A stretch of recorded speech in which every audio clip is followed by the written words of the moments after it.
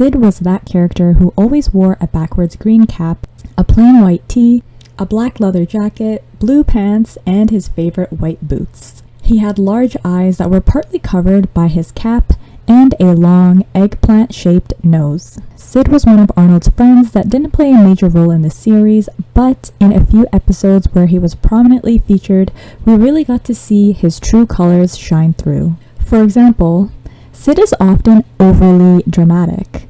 This is evident in a season 2 episode titled Arnold Saves Sid, where Arnold pushes Sid to safety just before a plywood sign was about to fall on top of him. This causes Sid to feel eternally grateful to Arnold because he feels that he had saved his life. He then decides to dedicate his life to servicing Arnold.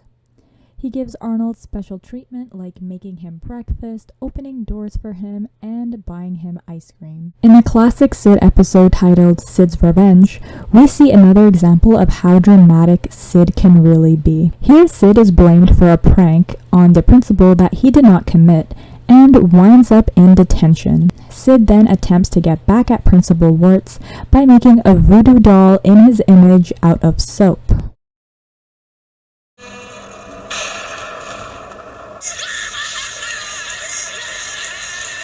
When Sid goes to school the next day, he finds out that the principal is absent and comes to the incorrect conclusion that he had killed the principal. I've got to talk to you. I killed Principal Wirtz. What? Remember yesterday when I told you I was going to go talk things out with Principal Wirtz? Well, I tried to. I really did, Arnold. But he just wouldn't listen. Slow down, Sid. So when I went home, I must have been pretty mad because I made a Principal Wirtz doll out of a bar of soap. Hey, that's pretty good. And you see, the thing is, I think it put some kind of curse over Principal Wirtz. Sid even went so far as to turn himself in to the police for a crime that he did not commit.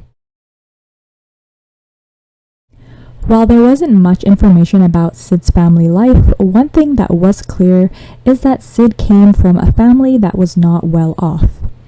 In a season 3 episode titled Arnold's Room, we are given a glimpse into Sid's home.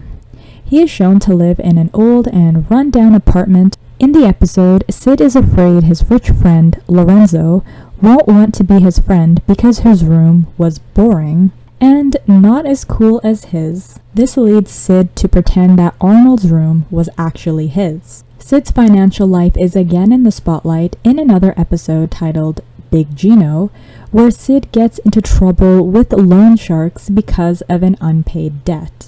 Seems so perfect at first.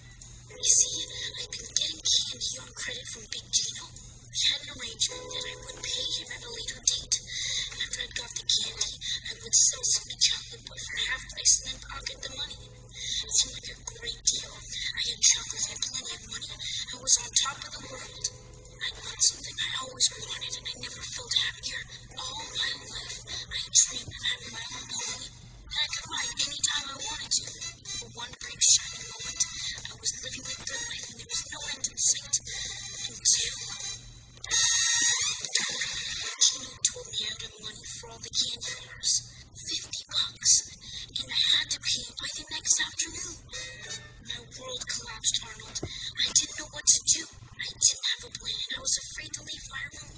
The deadline passed and then the threats began. And then yesterday morning, when I woke up, it was really weird. I sat up and saw the horsehair all over my blanket. Sid has also shown to be quite superstitious and paranoid. In a hilarious season 5 episode titled Sid the Vampire Slayer, Sid starts to believe that his friend Stinky is actually a vampire. It's incredible, Arnold. It's just like in the movie. I mean, first the guy comes into class wearing those sunglasses, then he turns down the garlic bread at lunch, and then he gets all excited about a blood drive. A blood drive for faculty and staff only. Oh, slow down. What are you talking about? I'm talking about Stinky, Arnold, and the fact that he's a vampire. After seeing what appears to be sign after sign confirming his belief, he decides to take action. In another episode titled Sid and Germs, Sid becomes obsessed with being clean after learning all about the microscopic organisms that exist. He ends up going so far as covering his room in plastic, and even starts going to school wearing a spacesuit and rubber gloves. So that is it for my Hey Arnold character analysis of Sid.